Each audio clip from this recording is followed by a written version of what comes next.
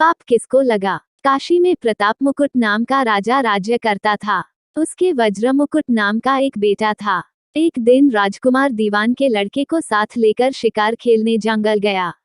घूमते घूमते उन्हें तालाब मिला। उसके पानी में कमल खिले थे और हंस किलोल कर रहे थे। किनारों पर घने पेड़ थे जिन पर पक्षी चहचहा रहे थे।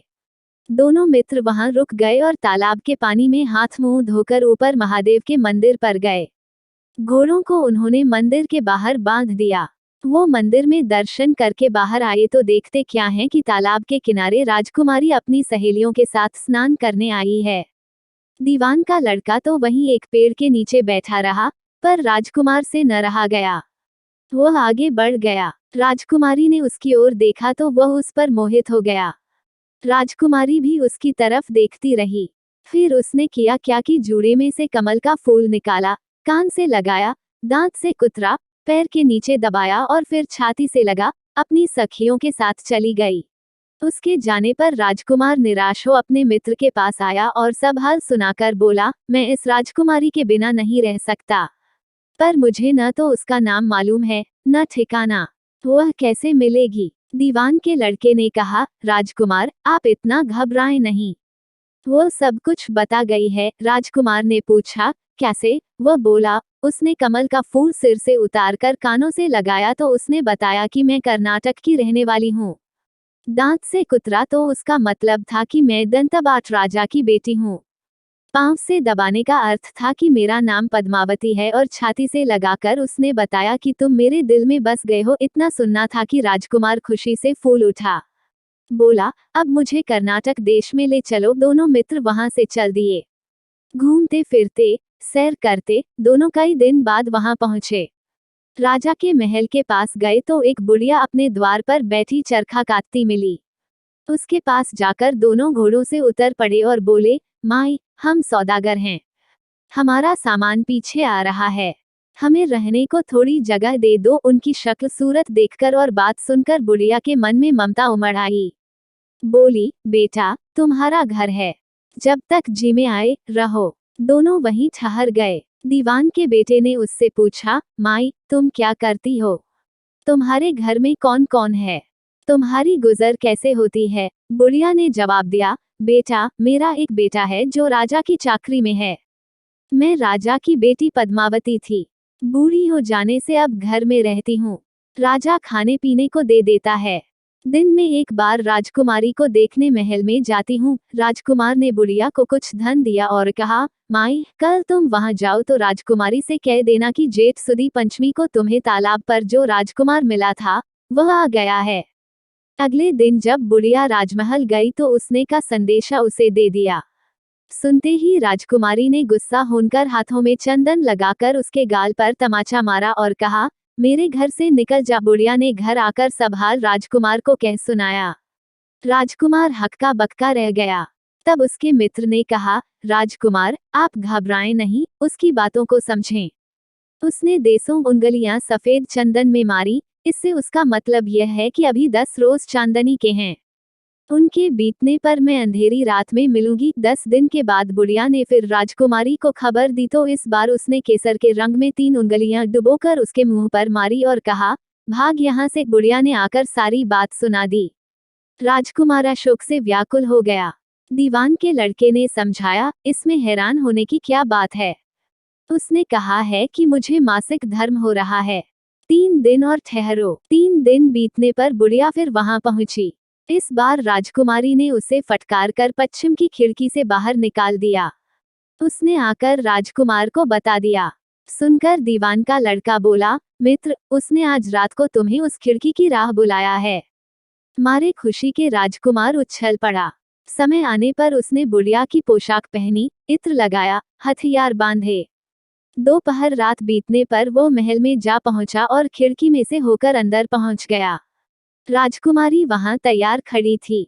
वो उसे भीतर ले गई। अंदर के हाल देखकर राजकुमार की आंखें खुल गईं। एक से एक बढ़कर चीजें थीं। रात भर राजकुमार राजकुमारी के साथ रहा। जैसे ही दिन निकलने को आया कि राजकुमारी ने राजकुमार को छिपा दिया और रात होने पर फिर बाहर निकाल लिया। इस तरह कई दिन बीत गए। अचानक एक दिन राजकुमार को अपने मित्र की याद आई। उसे चिंता हुई कि पता नहीं उसका क्या हुआ होगा। उदास देखकर राजकुमारी ने कारण पूछा तो उसने बता दिया। बोला, वो मेरा बड़ा प्यारा दोस्त है, बड़ा चतुर है। उसकी होशियारी ही से तो तुम मुझे मिल पाई हो। राजकुमारी ने कहा, मैं उसके लिए बढ़िया बढ़िया भोजन बनवाती हूँ, तुम उसे खिलाकर तसल्ली देकर लौट आना। खाना साथ में लेकर राजकुमार अपने मित्र के पास पहुंचा। वे महीने भर से मिले नहीं थे। राजकुमार ने मिलने पर सारा हाल सुनाकर कहा कि राजकुमारी को मैंने तुम्हारी चतुराई की सारी बातें बता दी हैं, तभी तो उसने यह भोजन बनाकर भेजा है। दीवान का लड़का सोच में पड़ गया। उसने कहा, यह तुमने अच्छा नहीं किया। राजकुमारी समझ गई कि जब तक मैं हूँ, वह तुम्हें अपने बस में नहीं रख सकती, इसलिए उसने इस खाने में जहर मिलाकर भेजा है। यह कहकर दीवान के लड़के ने थाली में से एक लड्डू उठाकर कुत्ते के आगे डाल दिया। खाते ही कुत्ता मर गया। राजकुमार को बड़ा बुरा लगा। उसने कहा, ऐसी स्त्री से भगवान बचाए, मैं अब उसके पास नहीं जाऊंगा। दीवान का बेटा बोला, नहीं, अब ऐसा उपाय करना चाहिए जिससे हम उसे घर ले चलें। आज रात को तुम वहां जाओ। जब राजकुमारी सो जाए तो उसकी बाईं जांघ पर त्रिशूल का निशान बनाकर उसके गहने लेकर चले आना। राजकुमार ने ऐसा ही किया। उसके आने पर दीवान का बेटा उसे साथ ले योगी का भेष बना, मरघट में जा बैठा और राजकुमार से कहा कि तुम ये गहने लेकर बाजार में बेच आओ। कोई पकड़े तो कह देना कि मेरे गुरु के पास चलो और उसे यहाँ ले आना। राजकुमार गहने लेकर शहर गया और महल के पास एक सुनार को उन्हें दिखाया। देखते ही सुनार ने उन्हें पहचान लिया और कोतवाल के पास ले गया। कोतवाल ने पूछा तो उसने कह दिया कि ये मेरे गुरु ने मुझे दिए हैं। गुरु को भी पकड़वा लिया गया। सब राजा के सामने पहुंचे। राजा ने पूछा, योगी महाराज, ये गहने आपको कहाँ से मिले? योगी बने दीवान के बेटे ने कहा, महाराज, मैं मसान में काली चौदस को डाकिनी मंत्र सिद्ध कर रहा था कि डाकिनी आई। मैंने उसके गहने उतार लिए और उसकी बाईं जांघ में त्रिशूल का निशान बना दिया। इतना सुनकर राजा महल में गया और उसने रानी से कहा कि पद्मावती की बाईं जांघ पर देखो कि त्रिशूल का निशान तो नहीं है। रानी देखा तो था। राजा को बड़ा डैक हुआ। बाहर आकर वह योगी को एक ओर ले जाकर बोला, महाराज, धर्मशास्त्र में खोटी स्त्रियों के लिए क्या दंड है? योगी ने जवाब दिया, राजन, ब्राह्मण, गौ, स्त्री, लड़का और अपने आश्रय में रहने वाले से कोई खोटा काम हो जाए तो उसे देश निकाला दे देना चाहिए। यह सुनकर राजा ने पद्मावती को डोली में बिठाकर जंगल में छुड़वा दिया। राजकुमार और दीवान का बेटा तो ताक में बैठे ही थे। राजकुमारी को अकेली पाकर साथ लिया नगर में लौट आए और आनंद से रहने लगे। इतनी बात सुनाकर बेताल बोला, राजन, यह बताओ कि पाप किसको लगा है? राजा ने कहा, पाप तो राजा को लगा। दीवान के बेटे ने अपने स्वामी का काम किया। कोतवाल ने राजा को कहना माना और राजकुमार ने अपना मनोरथ सिद्ध किया। राजा ने पाप किया, जो बिना विचारे उसे देश निकाला दे दिया। राजा का इतना कहना था कि बेताल फिर उसी पेड़ पर जा लटका। राजा वापस गया और बेताल को लेकर चल दिया। बेताल बोला, राजन, सुनो, एक कहानी और सुनाता हूँ। हमारे और ऐसे न्यू वीडियो देखने के लिए हमारी चैनल को like, comment, share and subscribe करें। Thank you.